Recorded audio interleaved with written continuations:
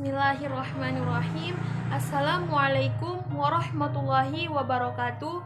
Kami dari kelompok 6 mata kuliah strategi pembelajaran SKI akan mempresentasikan makalah kami yang berjudul Kurikulum 2013 atau biasa kita sebut dengan K13. Adapun anggota kami terdiri dari saya sendiri, Indah Rahmadani Putri, Nur Aisyah, Denny Adrian, dan Rahmat Dhani.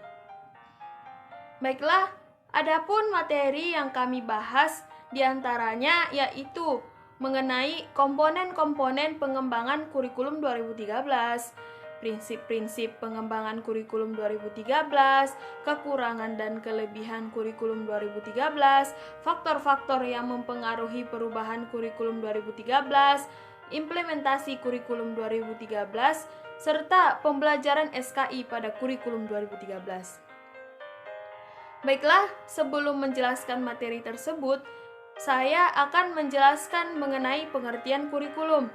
Seperti yang kita ketahui, bahwa kurikulum merupakan program pendidikan yang berisikan berbagai bahan ajar dan pengalaman belajar yang diprogramkan, direncanakan, dan dirancang secara sistematik atas dasar norma-norma yang berlaku yang dijadikan pedoman dalam proses pembelajaran bagi tenaga kependidikan dan peserta didik untuk mencapai tujuan pendidikan.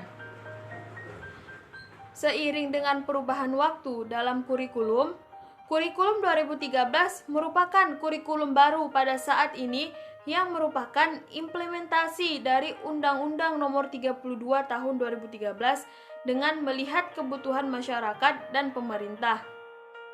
Dengan adanya perubahan kurikulum tersebut, hakikat tujuan pendidikan nasional tetap tidak berubah, yaitu untuk mencerdaskan bangsa dan menciptakan manusia yang beriman dan bertakwa kepada Tuhan Yang Maha Esa, berakhlak mulia, sehat, berilmu, cakap, kreatif, mandiri, dan menjadi warga negara yang demokratis dan bertanggung jawab. Baiklah, masuklah kita ke penjelasan pertama yang akan dijelaskan oleh Saudara Rahmat Dhani tentang komponen-komponen pengembangan kurikulum 2013 dan prinsip-prinsip pengembangan kurikulum 2013.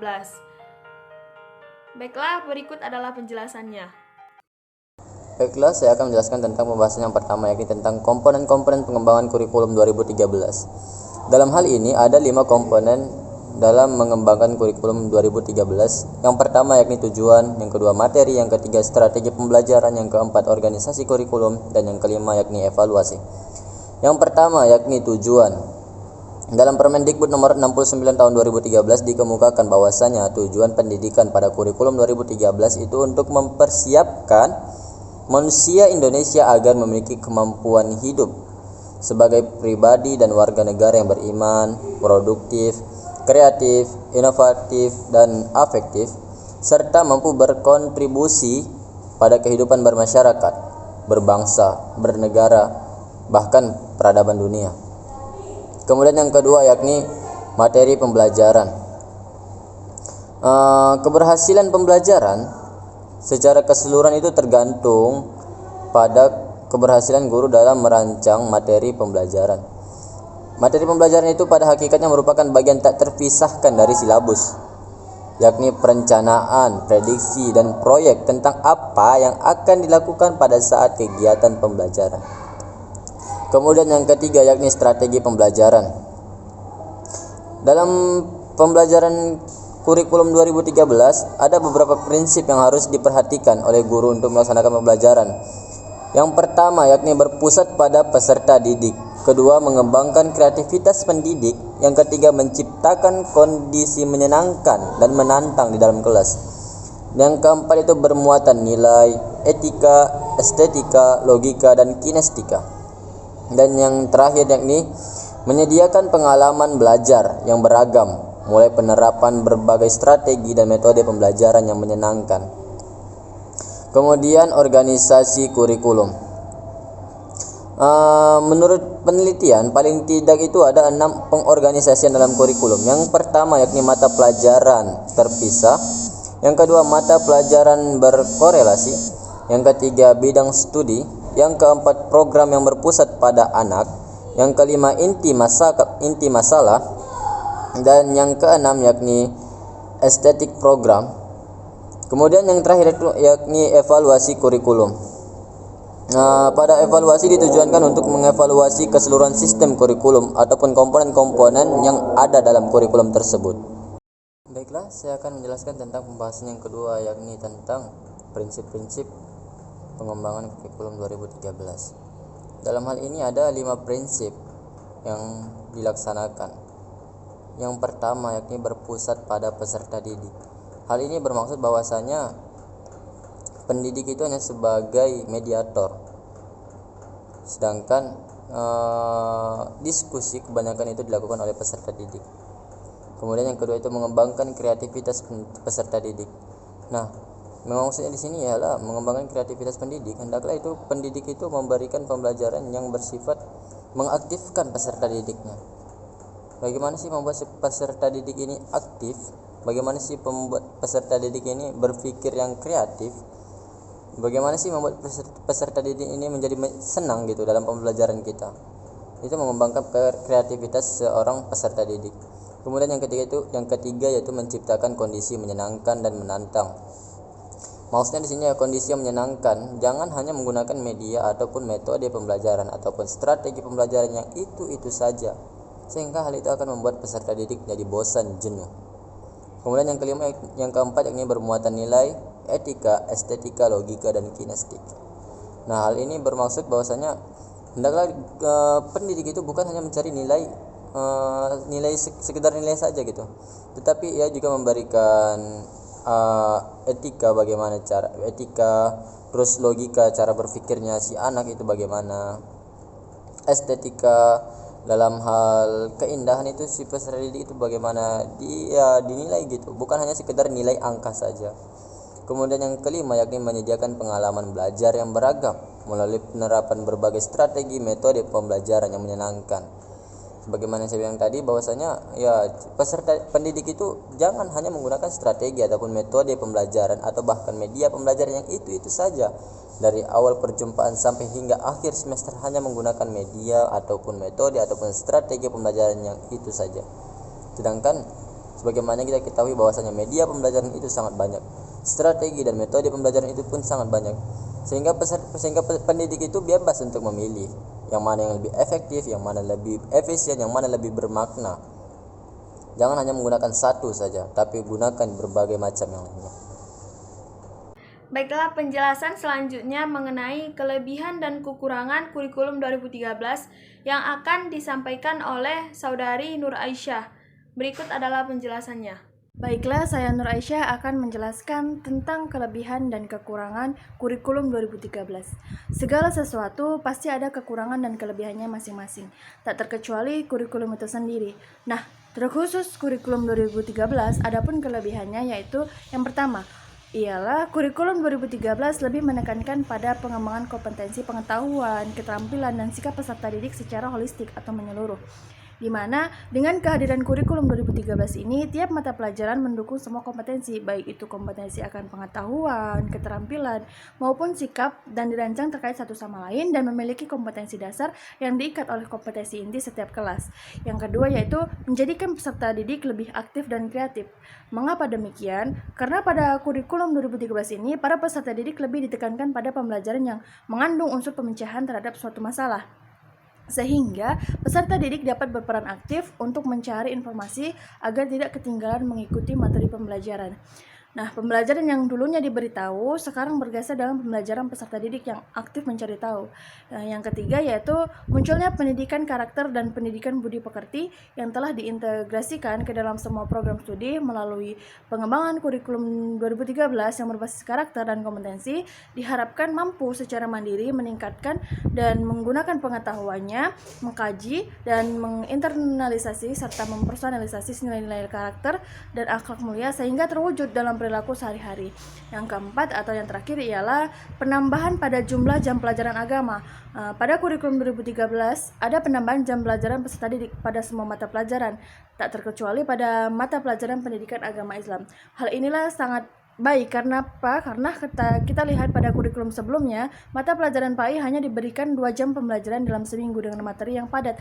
Akibatnya, guru lebih fokus kepada penyelesaian materi. Dengan penambahan jam belajar ini, diharapkan pembentukan karakter dan moral peserta didik menjadi lebih baik. Itu tadi mengenai kelebihan kurikulum 2013. Adapun kekurangan dari kurikulum 2013 ialah pertama yaitu kurikulum 2013 tidak didasarkan pada evaluasi dari pelaksanaan kurikulum tingkat satuan pendidikan atau KTSP 2006 sehingga dalam pelaksanaannya bisa membingungkan guru dan pemangku pendidikan. Yang kedua yaitu kurangnya pemahaman guru dengan konsep pendekatan ilmiah, di mana seperti yang kita ketahui bahwa pendekatan ilmiah mencakup komponen yang diantaranya yaitu mengamati, menanya, mencoba, mengolah, menyajikan, menyimpulkan, dan mencipta. Komponen-komponen tersebut seharusnya dapat dimunculkan dalam setiap praktek pembelajaran, dan semua itu seharusnya dapat dilaksanakan dengan baik apabila guru sebagai pelaksana memahami secara penuh tentang pendekatan ilmiah.